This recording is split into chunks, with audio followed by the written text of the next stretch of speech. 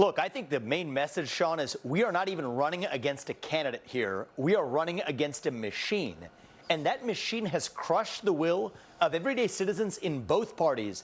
That includes Democrats. So I think there are a lot of Democrats who may not agree with everything that our party says or that Donald Trump says, but who are sick and tired of being lied to by their own leaders. And our message to those Democrats is this. You know what? You may not agree with everything Republicans say, but at least you deserve a party and a president who tells you the actual truth. And I think this could be a moment to win by an even larger margin by saying that, you know what, you're welcome in a Republican Party that may not agree with you on all policies, but is at least going to respect you and be honest with you, as it's now clear the Democratic elite has not been with their own voter base. So as it relates to the race right now, which you bring up in the Democratic convention, I think one of the things that's missing in this race right now is a rigorous debate on policy. You do get a lot of Democratic criticism of Republicans and of Trump in particular, including even that clip of Bill Clinton that you played, that it's built around a cult of personality. I see a little bit of projection right now, and right now we see a campaign that's built mostly around style rather than substance. And I do think Americans are going to be best served if this is an election built around competing policy visions for the future of the country. And I do think right now that's missing, if we're being very honest, from the Kamala Harris campaign and the Democratic campaigns more generally. And not from the Trump campaign? Cult of personality? Really? Well, look, that's why I bring it up. Like it or not, Trump has offered deep policy specifics, from everything from a vision for a cryptocurrency and digital assets framework all the way to his specific proposals of what tariffs he would or wouldn't impose, a clear position on how to end the Russia-Ukraine conflict, a clear position on mass deportations in this country, and exactly what he would do to seal that southern border. You may or may not agree with the policies, but he has offered policy specifics at a level that we have not heard from Kamala Harris. And I do say this, I think it's accurate to say this. I think right now, so far in her campaign, it's early, but I think the media has been covering for her absence of policy specifics in the same way they were covering for Biden's cognitive deficits for the course of 3 years. And I do think Americans are left off worse as voters when we don't get those hard answers. So my advice to voters across the country would be, assume that her positions are what they were when she ran for U.S. president in 2020. That wasn't a long time ago. And if so, we ought to be having a debate about abolishing private health insurance, about taxes on unrealized capital gains, about the Green New Deal. That's the debate we need to be having, but we're not. And I think Americans are less well served as a consequence. Every time I look at Vivek, I'm like, damn, we could have had him as president. Oh, well, maybe next year, maybe next time we'll get him in the office somehow. But hey, to me, Vivek Ramaswamy is the best advocate for conservative values, conservative principles, conservative policy. The way he just destroyed the media there, right? I showed you in the clip.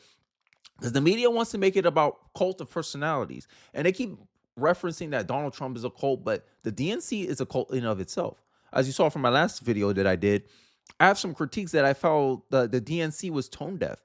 It felt like they wasn't even trying to make a case for America. They're just saying, look, wouldn't this be wonderful if the world could just be kind, if there was no crime, if it was so naive. Like, it's like a naive type of joy, like something that children would believe. That's how the Democratic Party messaging came across to me, right? But if you're a rational thinking individual, you felt like, yo, like, how are you going to make this possible?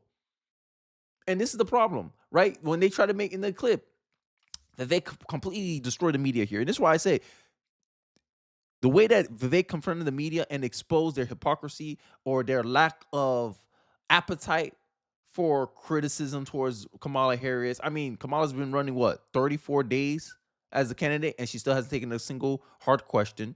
She still hasn't been challenged. The only people that has been challenged are the people around Kamala. The people who go on these media hits, right, talking about how her economy, she didn't say price, she wasn't doing price controls. It was a price gouging ban. Well, why are you trying to ban a problem that doesn't really exist in this industry? Well, that's the only people getting hard questions and criticism. Only Kamala surrogates. But I digress. Let's check out how Vivek confronts Van Jones, and then I'll give my commentary throughout.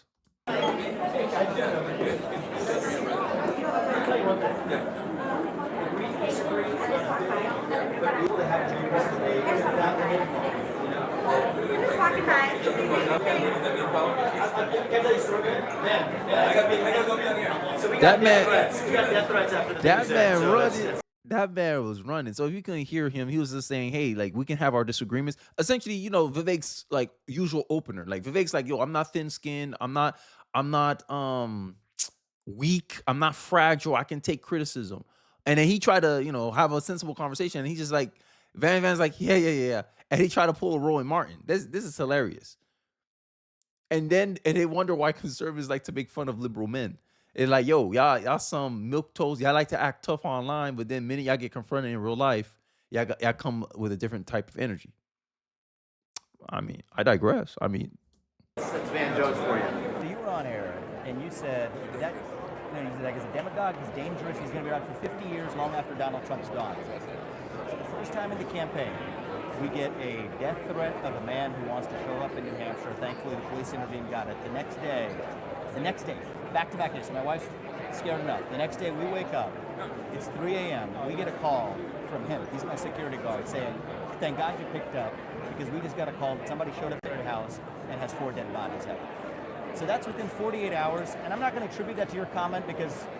and I like this point that Vivek brought up is because the left pretends that they could demonize conservatives, they can demonize the right, caricature us as villains, and oh, we're here just barbarians at the gate. We're here to take over. Oh my God, they're such evil people. And they never took a look at their rhetoric, right? And they will sit here and pretend that political violence is coming from the right. When if you look at 2020, who's destroying properties? BLM. BLM is a right-wing organization? No. Antifa, is that a right-wing organization? No. Who got bailed out though? BLM riders. The left condones this stuff. The left enables violence on their side, while the right it condemns it, tries to shy away from it, trying to say, "Hey, let's not resort to these things.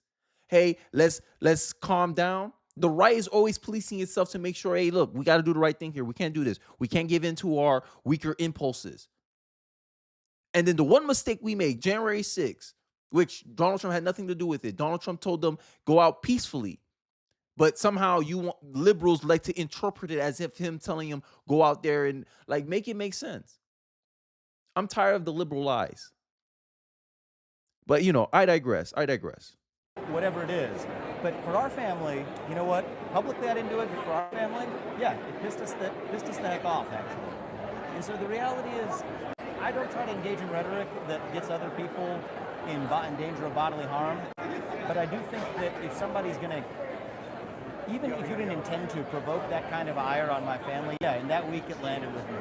Now, at the same time, am I going to... Test. Do I want to set a good example for people in this country of what discourse looks like? I do. And in the heat of a presidential campaign, and I've been open about it since I left the campaign as well, my competitive spirits, sometimes stop us from being able to have the level of discourse we want. And I think you were wrongfully pushed out of the White House for your comments around 9/11. Way back when as well. They were misconstrued, exactly. So what I will tell you is this. Yep. So I just wanted you to know that backdrop.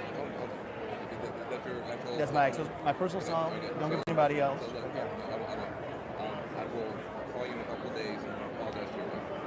Okay. Well, Hey, look, as much as I like to make fun of Van Jones, I can respect him. I respect that. I respect that when confronted with information, hey, look, my thing got misconstrued. He said, "I'll apologize to your wife. I'll call her." Hey, look, shout out to Van Jones. I'm like I said, I call what's right. I disagree with what's wrong, and that was the right thing to do. I agree with what Van Jones said, and yeah, I could understand. It's heated debate, and this is the kind of thing that Vivek brings to the right, to the conservative right, and I don't understand why these big conservative donors threaten Trump to, "Hey, if you pick Vivek Ramaswamy as your VP, we're going to pull donations and fundings from you."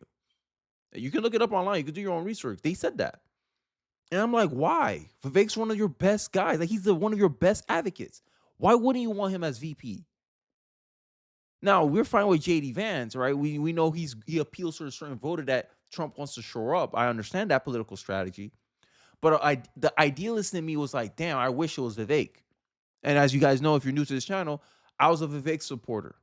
Trump was my number 2. I was like, yo, I kind of want something different. I was the voter that wanted something different.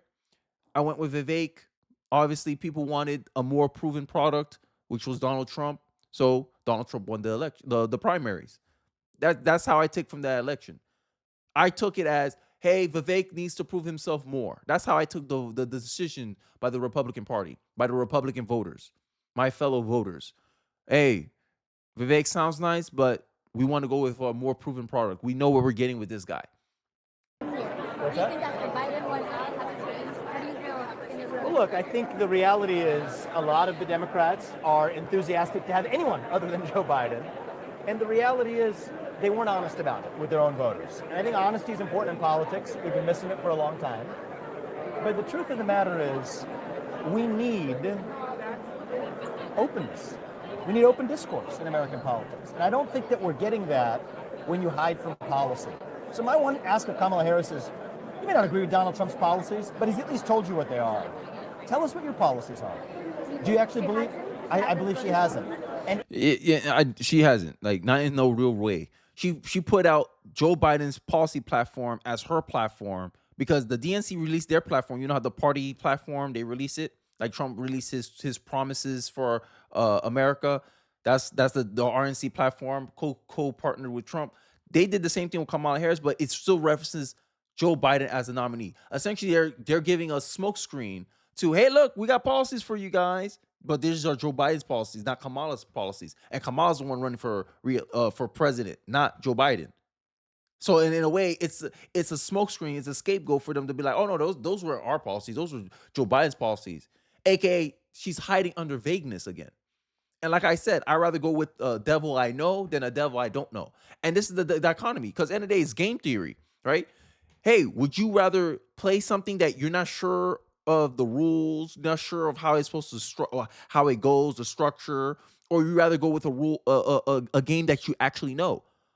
Would you rather go with a policy you actually know, a candidate you actually know? Because this is what Trump wins. If this is bad political strategy by the Democratic Party for someone who's an independent, moderate conservative. You cannot play this game with Donald Trump. You could play this game with 2016 Donald Trump when he wasn't proven. He didn't have much policy. He did have a policy, but he has strong policy positions on certain things. But 2024 Trump, he's 4 years already been a president. We experienced a Donald Trump presidency already. He has policy positions. I believe he's a better candidate than he was in 2016. And you're going to try to play political vagueness with that candidate? Oh, you crazy as hell. You're going to lose that one. It's a rational choice. I had 4 years of Trump already. I had 3.5 years of Kamala Harris being vice president, and it seems like everything she did, she wasn't able to execute or accomplish anything in that that co-pilot position. And you want me to promote her? Oh, hell no. All right, give me the person I know. I want that back. We ain't going back. We'll see. if she, in absence of her talking about actual policy, the best assumption that we can make is that she believes the same things that she did when she ran for U.S. president the last time around, which is abolishing private health insurance, which is ramming through the Green New Deal using the ending of the Senate filibuster, which is a tax on unrealized capital gains. Her advisors are whispering to the general that, no, she doesn't believe in this anymore. Well, you know what? Tell us what your actual policies are. And in absence of that, I think it's fair games for Americans to assume that she believes everything that she stood by 4 years ago. And that's exactly what I would recommend any voter, moderate, your thinking person, you're a voter that things based on policy.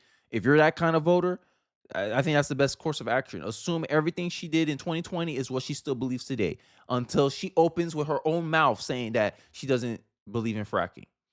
Instead of she having her surrogates, people around her say that anonymously, by the way. So it's easier to be like, oh, I never said that, right? That's the worst thing you could hear as a voter. I never said that, and you voted based on what you thought they said that, right? So let's assume the worst here. When you don't know something, you assume the worst, correct? Smart people, this is what we got to do. America, this is what we got to do. Assume, okay, this is 2020 Kamala trying to pretend that she's something different until she specifies why she changed her position. And it has to be out of her own mouth. That it's clippable. We able to put out videos and say, look, Kamala, you said this. But if you elect Kamala Harris now, and you say, okay, I'm in Pennsylvania, I'm gonna vote for Kamala. She says she doesn't agree with banning fracking anymore, and then in her administration she bans fracking. You're gonna be like, but Kamala, you said you wasn't gonna ban fracking. I voted for you because I thought you was moderate on fracking. Kamala's gonna open her mouth and she said, I never said that. But your surrogates, which surrogate said that? Anonymous sources. You see the game here? So until she opens her own mouth, that's why I said Donald Trump condemned Project 2025. Donald Trump said he did not endorse Project 2025. But the Democrats keep saying he did. Then we ask Democrats, who's it? Oh, it's people, former Trump advisors. Former Trump advisors made the plan. Doesn't mean he's going to adopt it. He has his own plan anyway. He's a candidate. Why would he go with someone else's plan when he has his own? Can't make sense of it. But they expect you to believe this nonsense. And this is the problem with the press. This is the problem with legacy media. Y'all covering so much for Joe Biden, Kamala Harris and Democrats that y'all not even scrutinizing them. 84% positive coverage for Kamala Harris by the mainstream media. I did a video on it. I digress. I want to have that debate in the open, and we're not having it. Healthcare policy, speaking of specific policies Well, look, that we're waiting for. So you know what? I think that would be a fair question for Donald Trump to answer after we've seen any realm of Kamala Harris's policies. Because Donald Trump, has been if I may, he has said he would repeal and replace Obamacare.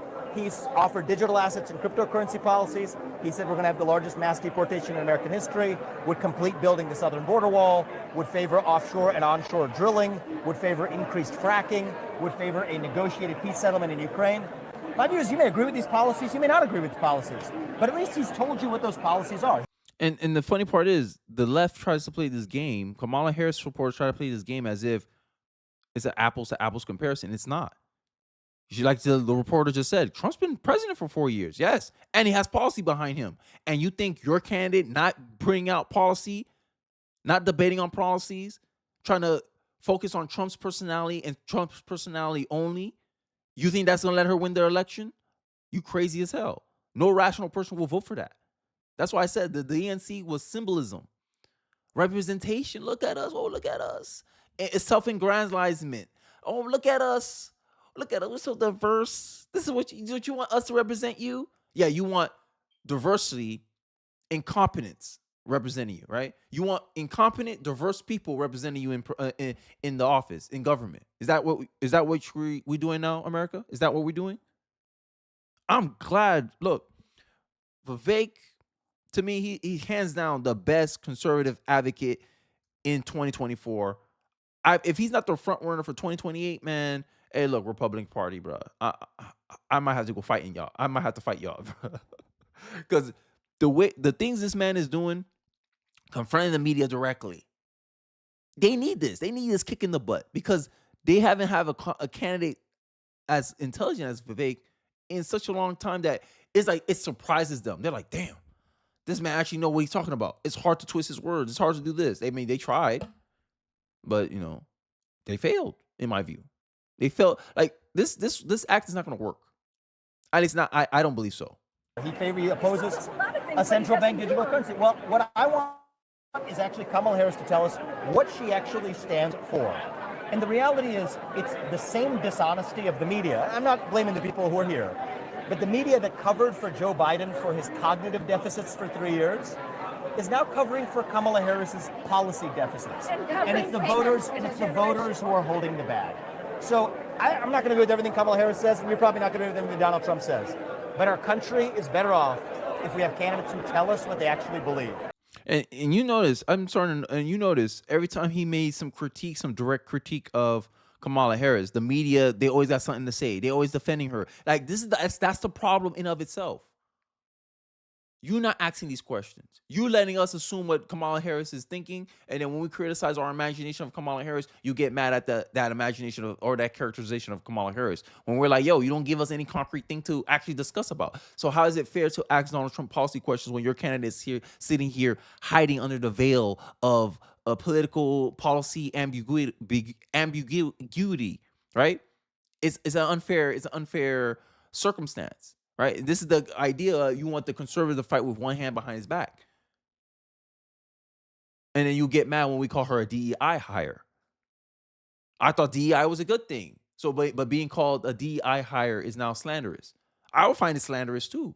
if someone tries to chalk up all my successes in life, not due to my own choices, not due to my own decisions, but due to the fact that affirmative action is the reason I'm successful in life, get that garbage out of my face. Black Democrats love to put that line. Oh, Kenny, you'll never be successful. You'll never be in a position to own a home if it wasn't for affirmative action. Lie.